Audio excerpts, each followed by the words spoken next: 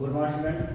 Class 12 में आपका जो टॉपिक चल रहा था, टॉपिक का नाम है गर्भ निरोधक के प्रकार। देखिए, मैंने कल इसकी विधियां बता दी थी, पूरी विधियां बता दी थी कौन कौन सी विधियां हैं, लेकिन उन विधियों को जो है एक करके हम एक्सप्लेन करते जाएंगे।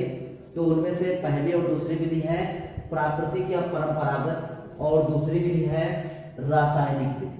ठीक, तो ये वो विधियां हैं। अभी और भी कुछ विधियां हैं जिनको मैंने कल बताया था, तो उनको हम नेक्स्ट वीडियो में बता देंगे। तो आज हम पहले यही दो विधियां पढ़ेंगे, प्राकृतिक या परंपरागत और दूसरा रासायनिक। तो वीडियो शुरू करने से पहले अगर आप हमारे चैनल पर नए हैं तो चैनल को सब्सक्राइब कर लें, बेल आइकन को दबा दें ताकि आपको नोटिफिकेशन मिल सके। तो चलिए शुरू करते हैं। गर्भ निरोधक विधियों के प्रकार, प्राकृतिक या परंपरागत विधि। प्राकृतिक या परंपरागत विधि क्या होती है? तो ये विधि युग्मकों के मिलने की संभावनाओं से बचने के सिद्धांत पर आधारित है। इसका मतलब समझते हैं कि ये जो प्राकृतिक या परंपरागत विधि है, ये विधि जो होती है ये युग्मकों के मिलने की संभावनाओं के सिद्धांत पर आधारित है। देखिए, क्योंकि जब नर युग्मक और मादा युग्मक आपस में मिलेंगे, उनका फर्टिलाइजेशन होगा अर्थात उनका निषेचन होगा, तो वो जाइगोट का निर्माण बनेंगे और जाइगोट का निर्माण करने से वो भ्रूण बनाएंगे, भ्रूण से आगे संतान की उत्पत्ति होगी। लेकिन अगर हम किसी भी प्रकार से नर युग्मक और मादा युग्मक दोनों को मिलने से रोक दें, नर युग्मक और मादा युग्मक दोनों को मिलने से रोक दिया जाए, तो जो है संतान उत्पन्न की जो संभावना होती है वो खत्म हो जाती है। तो वही पर आधारित विधि है प्राकृतिक या परंपरागत विधि।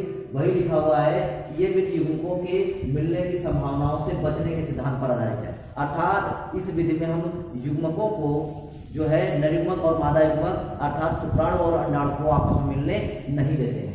लेकिन वो कैसे, आगे देखते हैं। इसमें अंडोत्सर्ग की उर्वर समय का ध्यान रखा जाता है।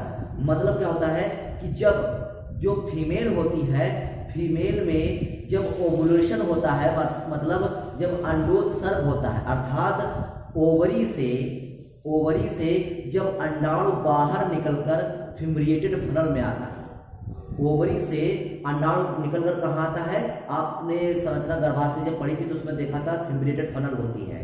ठीक, तो जब ओवरी से, अंडाशय से अंडाणु बाहर निकलकर जब फिम्ब्रिएटेड फनल में आता है, अर्थात हिंदी में कहें तो झालरदार कीप में आता है, तब का ध्यान रखा जाता है कि अर्थात जब अंडोत्सर्ग हुआ है तो उस समय का ध्यान रखा जाता है। तो इसमें अंडोत्सर्ग की उर्वर समय का ध्यान रखा जाता है, जिस समय अंडोत्सर्ग होता है। आगे क्या कहता है? उस समय सहवास न कर गर्भधारण को रोका जा सकता है।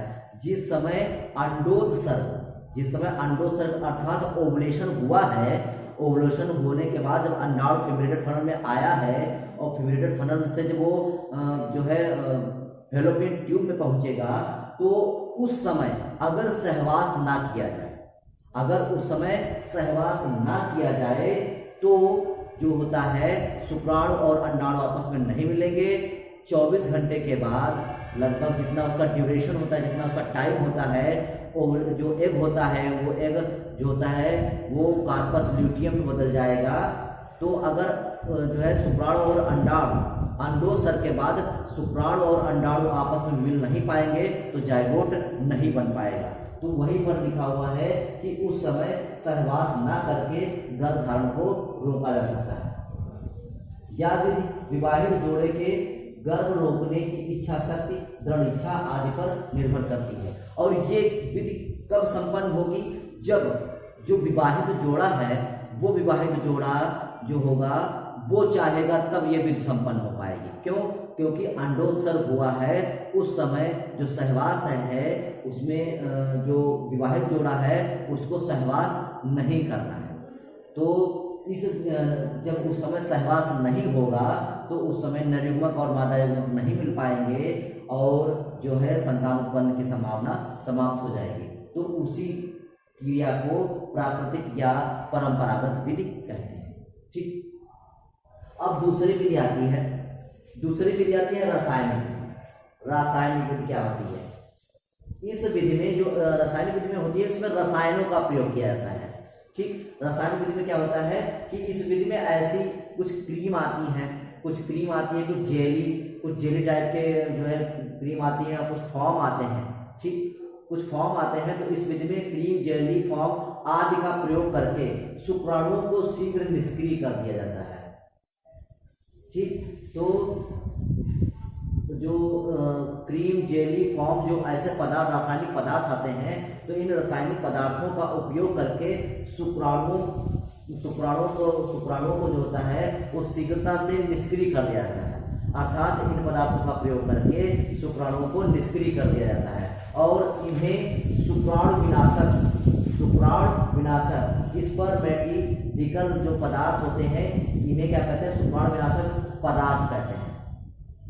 इन्हें जो ये पदार्थ होते हैं, क्रीम, जेली, फॉर्म, इन्हें क्या कहते हैं, शुक्राणु विनाशक पदार्थ कहते हैं। इन पदार्थों को, जो ये पदार्थ होते हैं, इन पदार्थों को संभोग से पहले स्त्री की यौन में भर दिया जाता है, ताकि जो स्पर्म जब वहां पहुंचेंगे तो वो निष्क्रिय हो जाए, एक्टिव ना रहे बल्कि डिसएक्टिव जो है निष्क्रिय हो जाए। तो आगे क्या कहता है कि नोनॉक्सिनॉल